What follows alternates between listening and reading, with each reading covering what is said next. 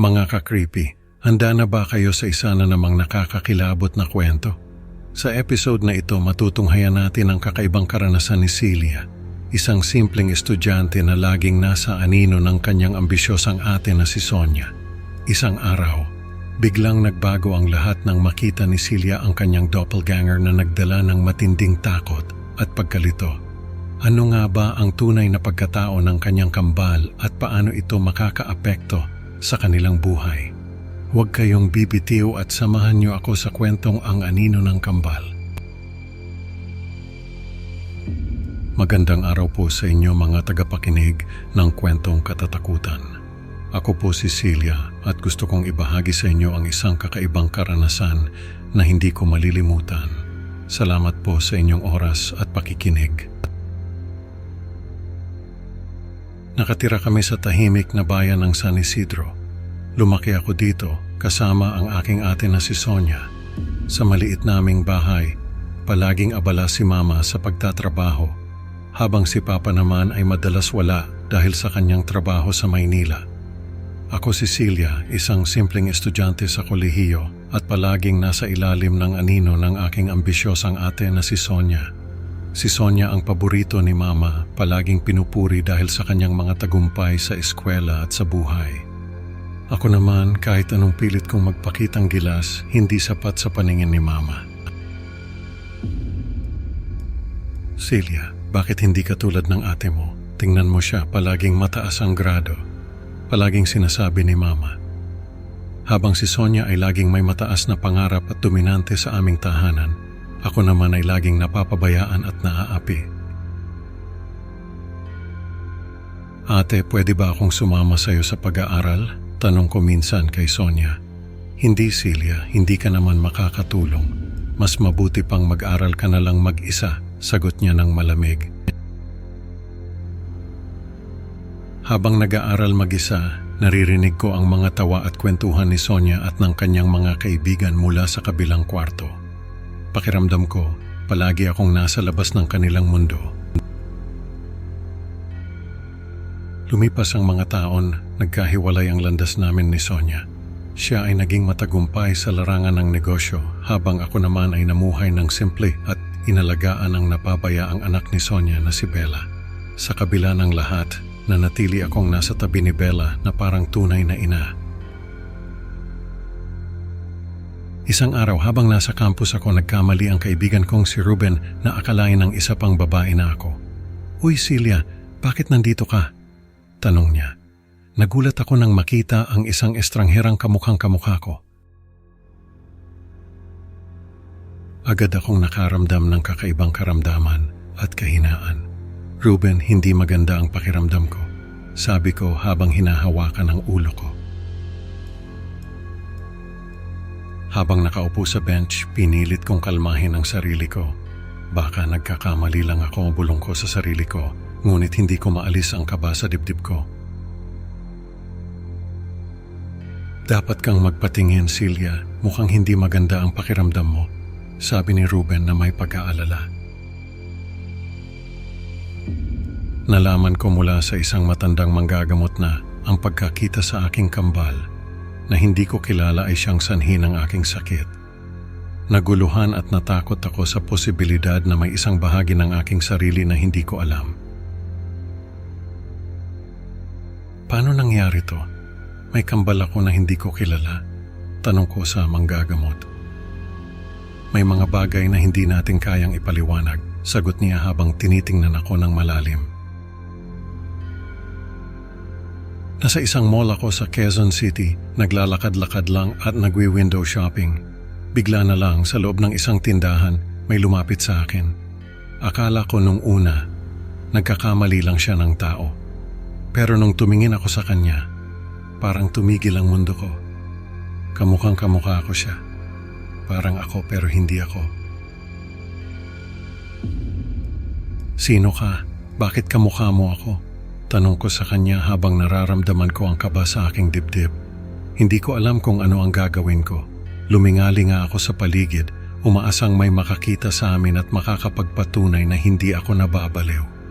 Ngunit tila kami lang dalawa ang nasa loob ng tindahan. Ako ang tunay na ikaw, Celia. Ako ang dapat na narito, hindi ikaw, sagot niya ng malamig. Ramdam ko ang lamig sa kanyang boses na tila hindi siya ng mundong ito. Nagkasagutan kami, hindi ko na napigilan ang sarili ko. Hindi, ako si Celia, ako ang nararapat dito. Sigaw ko sa kanya. Sa gitna ng pagtatalo, bigla na lang siyang nahulog sa hagdan. Hindi ko alam kung paano nangyari, pero nakita ko na lang siyang nakahandusay sa ibaba, walang buhay. Pagkatapos ng insidente, bigla ang bumuti ang kalusugan ko. Nawala ang lahat ng sakit at pagod na aking nararamdaman. Nag-iwan ito ng malaking katanungan sa aking isipan. Sino nga ba siya? Ano ang tunay na nangyari? Bakit bigla na lang siyang lumitaw at naglaho?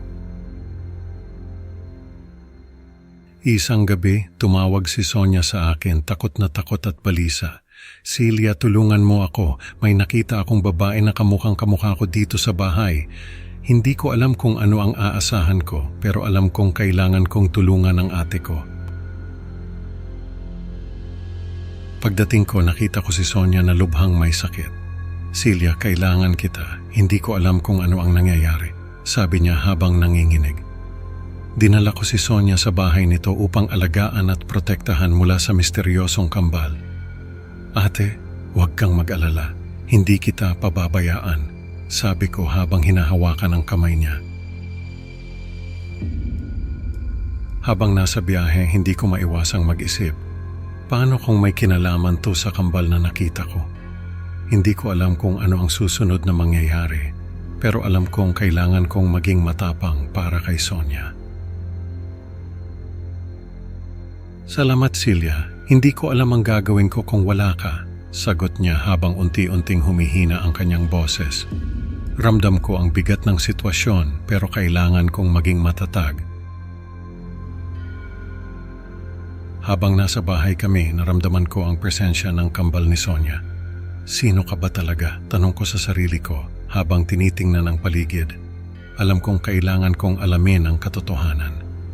Hindi ko pwedeng pabayaan si Sonia sa ganitong kalagayan. Kailangan kong malaman kung ano ang tunay na nangyayari at paano ko mapoprotektahan ang pamilya ko.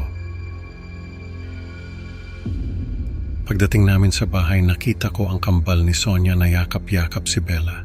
Mama, bakit parang mas mabait ka ngayon? Tanong ni Bella habang nakatingin sa kanya. May kakaibang init at pagmamahal sa mga mata ng kambal habang hinahaplos ang buhok ni Bella. Bella, mahal na mahal kita, sabi ng kambal na may lambing sa boses.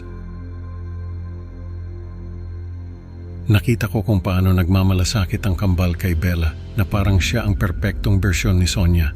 Hindi ko maiwasang maguluhan sa pagitan ng naghihingalong Sonia sa aking sasakyan at ng kambal na mas nararapat na ina kay Bella. Ano ang gagawin ko? Tanong ko sa sarili ko habang tinitingnan ang kambal at si Sonia. Lumapit ako kay Bella at sa kambal. Bella, gusto mo bang magstay dito kasama si Mama? Tanong ko. Sinusubukan kong intindihin ang nararamdaman ng bata. Hindi ko alam kung ano ang tamang desisyon.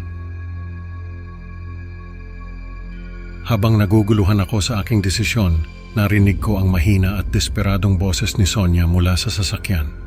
Celia, tulungan mo ako, sabi niya nang halos hindi na marinig. Sa kabila ng lahat ng sakit at sama ng loob na idinulot ni Sonia sa akin, hindi ko kayang pabayaan ang aking tunay na kapatid. Dinala ko si Sonia sa loob ng bahay. Pagpasok ko, biglang naglaho ang kambal ni Sonia. Nasaan na siya? Tanong ko habang tinitingnan ang paligid. Naiwan akong nag-aalaga kay Sonia at kay Bella habang patuloy na nagtataka kung totoo nga ba ang lahat ng nangyari o isa lamang itong bangungot na dala ng aming mga nakaraang kasalanan. Mga ka-creepy, ang kwento ni Celia ay nagtuturo sa atin na minsan ang mga anino ng ating nakaraan ay may kakayahang magdala ng takot at gulo sa ating buhay. Salamat sa pakikinig at huwag kalimutang mag-like at subscribe para sa mas marami pang nakakatakot na kwento. Can't wait to see you on the next upload. Hanggang sa muli, mag-ingat kayo sa mga anino na baka sumusunod sa inyo.